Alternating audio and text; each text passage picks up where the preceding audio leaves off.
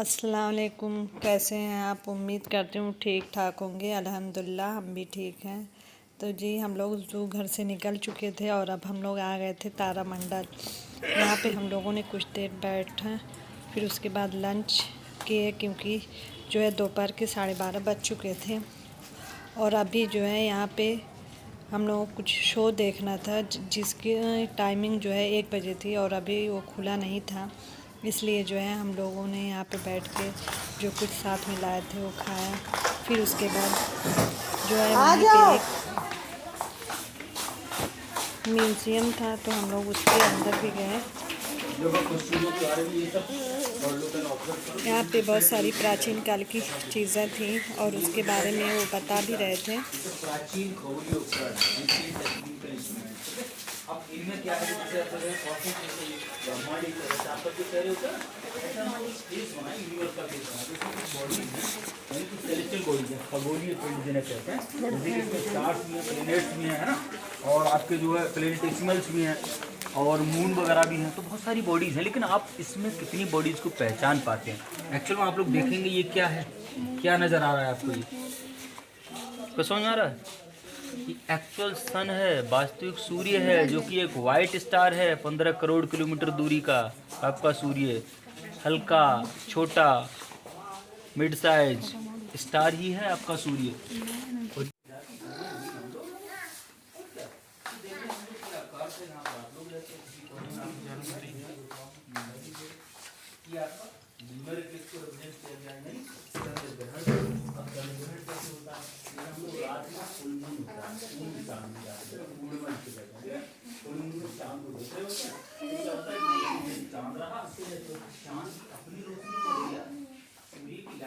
पड़ती है तो मिरर की तरह काम करता है, जैसे कि आप लोगों ने टॉर्च दिया, पीछे पर मारा तो टॉर्च कैसे करेगा, रिफ्लेक्ट हो जाएगी, ठीक है। अब क्या होगा, उसकी लाइट जो है सूर्य की सीधी मून पर जा रही होगी, मून पर पड़ के इधर आएगी। अब बीच में अगर पृथ्वी आ गई ऐसे,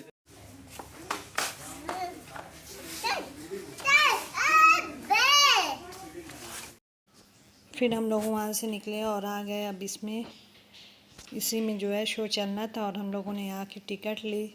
फिर अंदर हम लोग गए, या अभी हम लोग अंदर ही दाखिल हो रहे हैं। ये यहाँ पे बिलाल जो है गाड़ी लेकर बैठ गए थे, खेलने के लिए जा ही नहीं रहे थे। ये अभी हम लोग अंदर जा रहे हैं।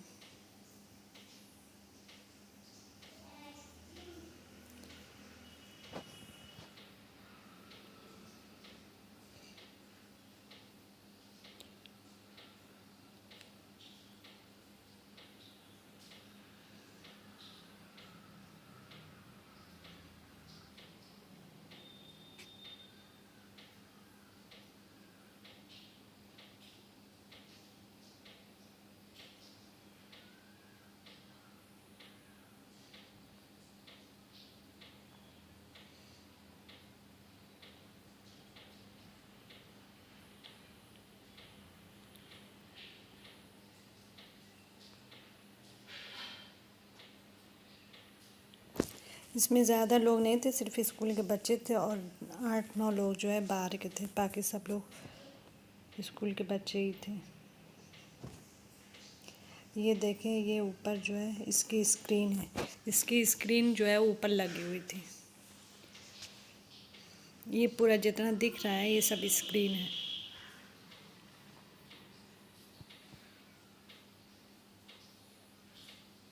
वो हम लोगों से बोल रहे थे कि आप लोग ऊपर देखिए, तो हम लोग ये ऊपर देख रहे थे।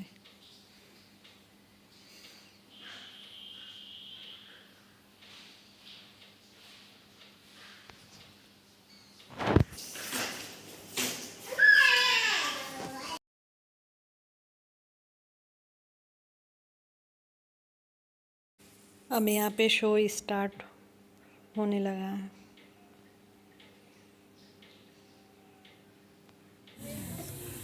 ये देखें, बिल्कुल अंधेरा कर दी तो कुछ दिखाई नहीं दे रहा। ये तो चक्कर आने लगा।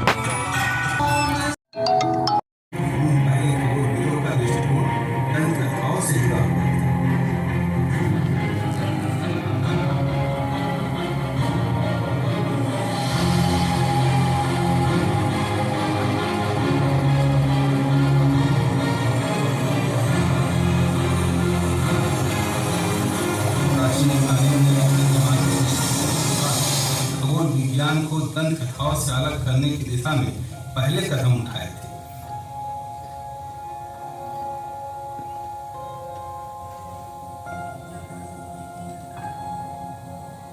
उन दिनों के बुद्धिजीवियों तथा टॉलमी आदि ने वैज्ञानिक रूप से खगोल विद्या बढ़ाई और खगोलीय घटनाओं की भविष्यवाणी के लिए प्रणालियां भी बनाई।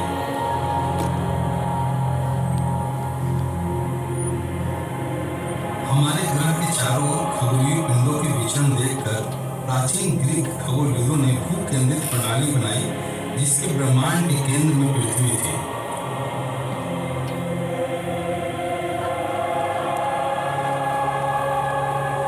अरिस्टार्कोस पहले यूनानी खगोलविद बने जिन्होंने सूर्य केंद्रित प्रणाली प्रस्तावित किया, पर उनकी राय कई शताब्दियों तक नजरअंदाज की गई।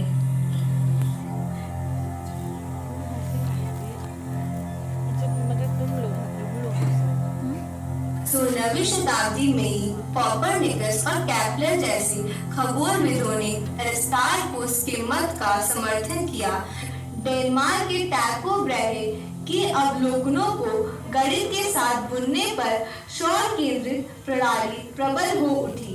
इस प्रणाली के अनुसार पृथ्वी सहित सभी ग्रह सूरज की परिक्रमा करते हैं।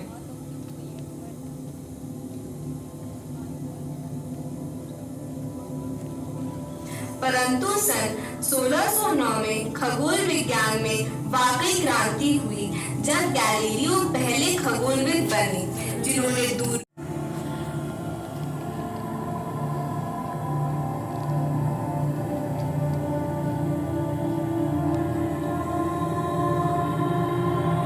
आज खगोलविद बड़े-बड़े टेलीस्कोप को अत्याधुनिक उपकरणों से जोड़कर कंप्यूटर सॉफ्टवेयर की मदद से ब्रह्मांड के रहस्यों को जानने के लगे हैं।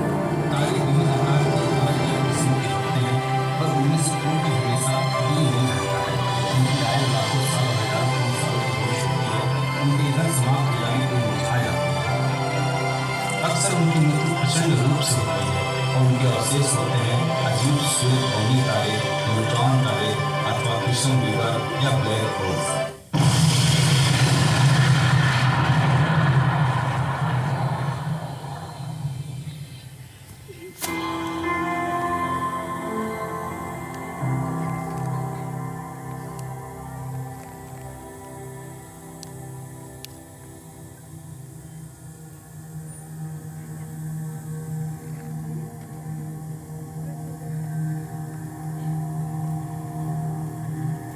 तारे आमतौर पर झुंडों में पाए जाते हैं जो दो तरह के होते हैं, गोलाकार झुंड तथा खुले झुंड। गोलाकार झुंडों में तारे गुरुत्वाकर्षण से संगठित गेंद के रूप में केंद्रित रहते हैं। झुंड के अंदर तारे कहाँ-कहाँ स्थित हैं, इस जानकारी से हम तारों की उम्र की पता लगा सकते हैं। इससे खगोलविद इनके इतिहास पर प्रकाश डालते हैं। ये झुंड गैलेक्सीज के अंदर समान रूप से पाए जाते हैं। कुछ बड़ी-बड़ी सर्पिलाकार आकाशगंगाओं में 30,000 तक गोलाकार झुंड निवास करते हैं।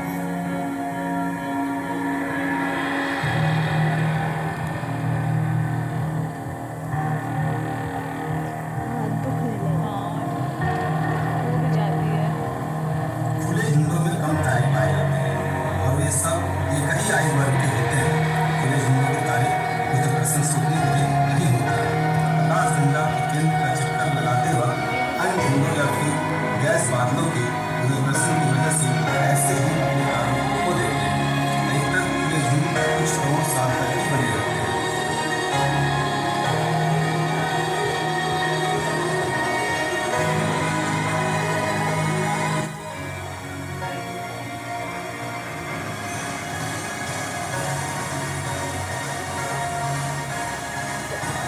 तारों के बीच स्थित धूल और गैस के विशाल बादल जिन्हें हम निहारिकाएं कहते हैं, इन निहारिकाओं की गैस में शामिल है हाइड्रोजन, हीलियम और अनआयनिक गैसेस।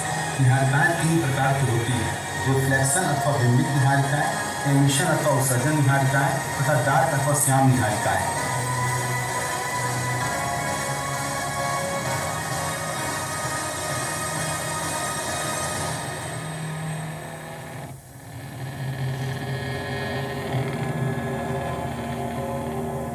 अगर परिस्थितियां सही हैं तो ये बादल अपने गुरुत्वाकर्षण से सिकुड़ते जाते हैं जब तक कि न्यूक्लियर फ्यूजन से सुलग कर नए तारे जन्म न ले लें। सृष्टि की यह महान क्रीड़ा आज तक चल रही है।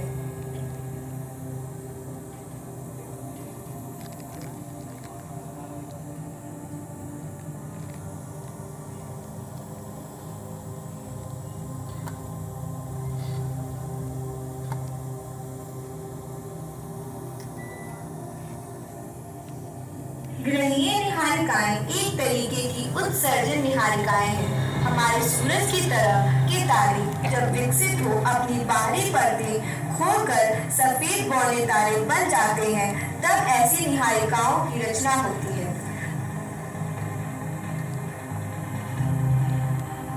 सुपरनोवा के अवशेष एक अन्य प्रकार की निहारिकाएं होती हैं जो अंतरतारकीय अंतरिक्ष को जीवन के लिए अनिवार्य भारी पदार्थ से समृद्ध बनाती हैं।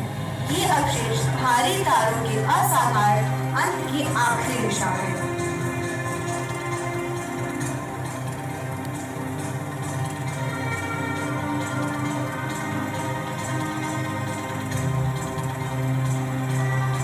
अब हमारे बीच में आ रहा है ब्रह्मांड का राक्षस। हम इंसान भोजन के रूप में फल, रोटी, चावल खाते हैं, किंतु ये महादानव तारे और ग्रह को धूल में बदलकर निकल जाता है, समय को भी धीमा कर देता है। इस ब्रह्मांड के राक्षस का नाम है ब्लैक होल। इससे प्रकाश भी भाग ले सकता है और अत्यधिक गुरुत्वाकर्षण बल के कारण ही यह इस तरह का सब कुछ कर पाता है कि पास आने वाले सभी पदार्थ निकल लेते हैं और इस प्रकार अपना भार बढ़ाते हैं। ब्लैक होल में पड़ने वाले पदार्थ उनके चारों ओर एक अनुवृत्ति मंडल बनाते हैं। इस मंडल में तापमान और गतिज ऊर्जा इतनी अधिक होती है कि इससे एक्स-रे और गामा किरणें निकलती हैं।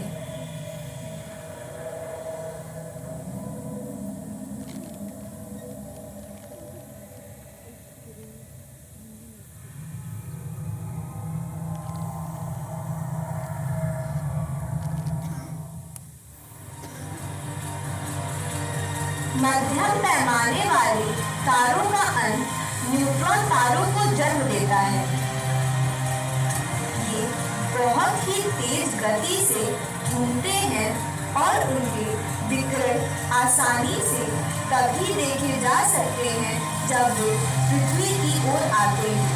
इस प्रकार उनकी चमक में समय समय पर परिवर्तन होते हैं और इसलिए हम इन्हें पल्सर कहते हैं।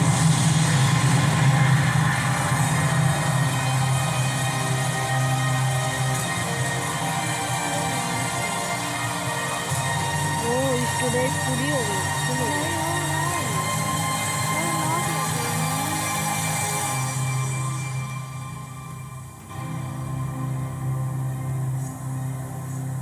हम जुड़वे तारों को भी देखते हैं जो एक दूसरे के बहुत पास होते हुए बेहद परस्पर प्रभाव डालते हैं। यदि इनमें से एक तारा बहुत घना न्यूट्रॉन तारा या फिर ब्लैक होल है तो पास आने वाले तारे से पदार्थ दूसरे घने तारे की ओर खिंच जाता है। धीरे धीरे हम ब्रह्मांड की गहराइयों में जा रहे हैं। यहाँ दो बाइनरी तारे एक दूसरे का चक्कर लगाते हुए करीब आ रहे हैं। इस नजदीक आए तारों के बीच अचानक जोरदार टक्कर होता है जिसका परिणाम प्रचंड सुपरनोवा विस्फोट होता है।